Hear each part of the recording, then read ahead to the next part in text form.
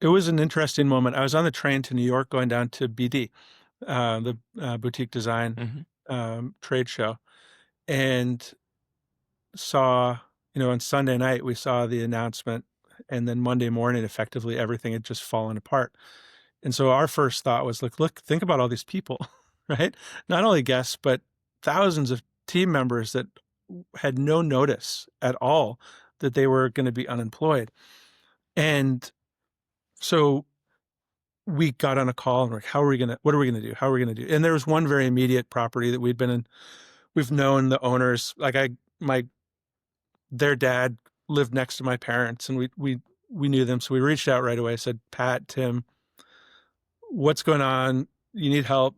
We went in Monday morning by 12. We were at their property in Cambridge, just like standing next to them, because when you're a landlord, you're not expecting to have your asset all of a sudden out of business with no income stream. When you're a guest, you're not expecting to have to check out of your hotel room with no notice. And when you're a team member, you're not expected to like continue working and smooth this whole thing over for the guests when you've been given notice. And I feel So like you understand this from just your life and career as, again, like somebody who travels extensively, but also involved in the capital side. You don't just partner with owners yeah, and investors. You're very involved as an investor and a capital allocator yourself. And so you see, like, hey, across every dimension of this is really significant. yeah, it's significant and disastrous. I mean, Hmm. COVID was awful, right? We closed all of our hotels in one day. This was not a natural disaster or a health epidemic. Hmm. It was a challenging situation that I don't have the inside baseball on, but objectively from the outside, it was a total mess. And so our thought, and I think a lot of other people, we weren't unique in this. Like, there's opportunity selfishly, right? There are 84 properties that need a new tenant or a new management company. Um, and yet I think that we wanted to take a very human approach to it. So we started reaching out to all over LinkedIn to Sonder employees, and people who are unemployed, trying to support as best we could. And I mean, we're small, so it's not like we could put all the folks back to work, but we created this playbook for like a Sonder transition plan.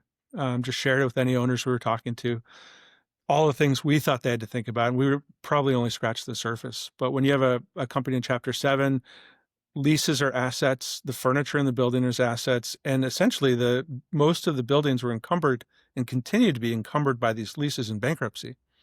And so owners are trying to figure out, how do we start getting revenue flowing again to pay the mortgages of the assets that Sonder Master leased, and it's all tied up in bankruptcy. Um, so we were fortunate to get, like, the owners of 907 Main were very much ahead of this. Um, so they were unencumbered immediately, and we were able to open the hotel in about a week and a half after it closed. Um, we've been talking to a dozen other Sonder owners in New York and Chicago and Montreal and Toronto, and they're in various stages of getting back to a place where things are going to be okay. Um, and I think that every single Sonder owner got a million calls. Every owner of a Sonder asset got a million calls. So the question is, how does it not happen again, right? You had Marriott, the largest hotel company in the world, backing it. You had a venture capital backed tech hospitality company.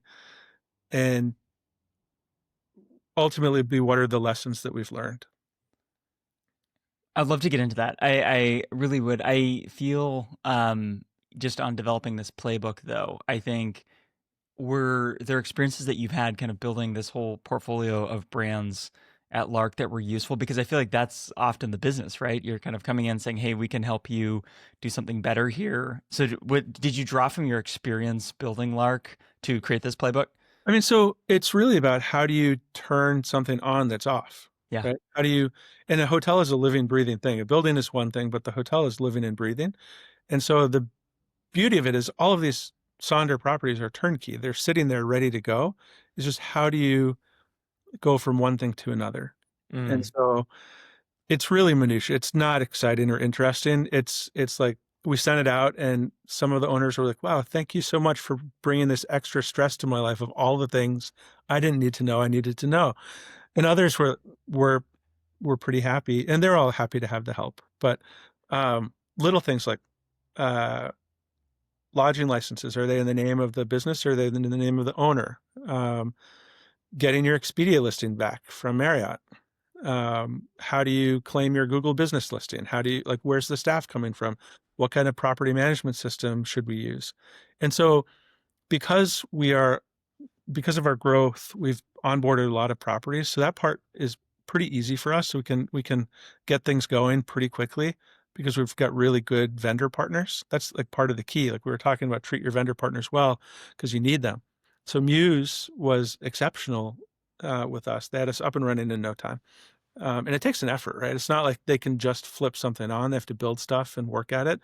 I was actually with Richard, the CEO of Muse, at a board meeting when this was happening, and we're like, can we do this in a day or two? He's like, yeah, okay, no problem.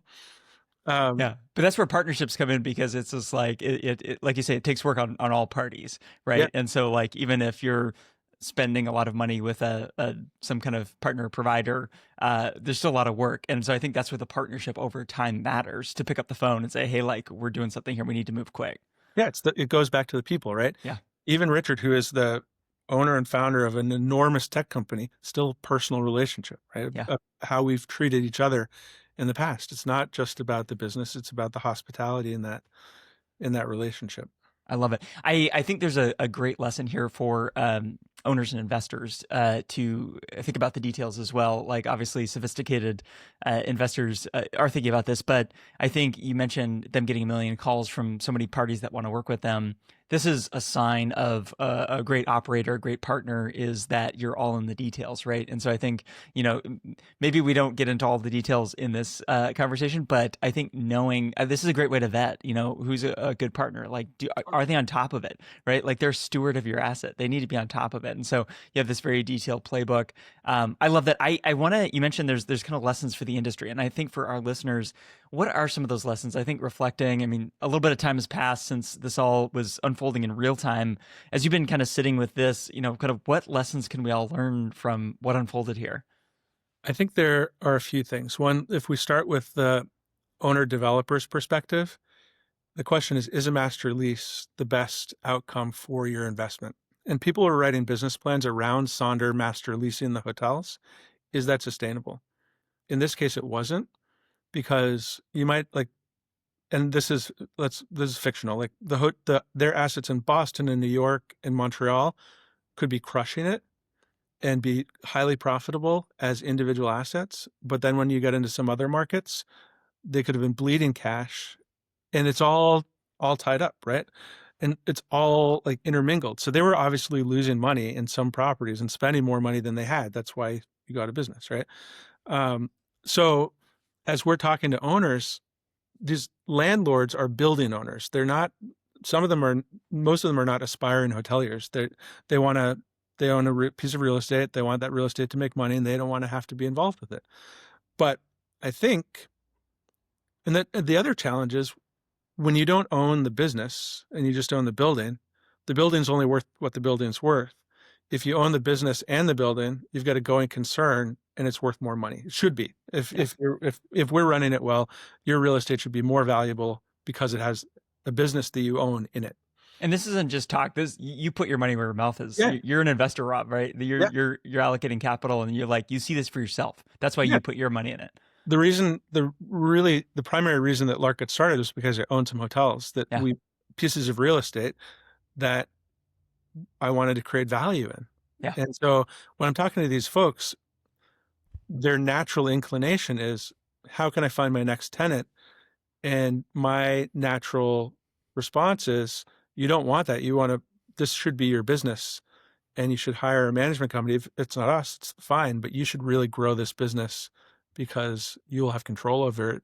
And you never know what's going to happen with a person who's master leasing your building, who might be doing it in several different locations. You're never going to have full transparency into their business model. Whereas if you own it and you are working with a established management company, brand, whatever it is, you will have full transparency. And it's ultimately safer, higher risk, much higher reward. interesting. So that's Yeah, one thing. And the other is the question of tech-enabled hospitality.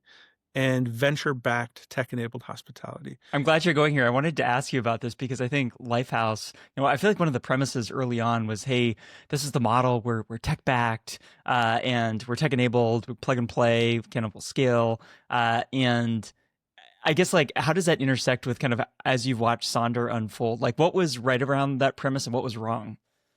Um, Tech-enabled is good from an optionality perspective, right? Mm, I think hospitality in so many ways is giving people what they want when they want it, allowing them to experience in their own way. Some people are very excited about never seeing anyone and just going right to their room and experiencing the city on their own terms. That's tech-enabled, right? Other people really want human interaction, and that's hospitality. So the intersection of the two is important because and important not in my view not to replace people, but to support them and allow them to be more present.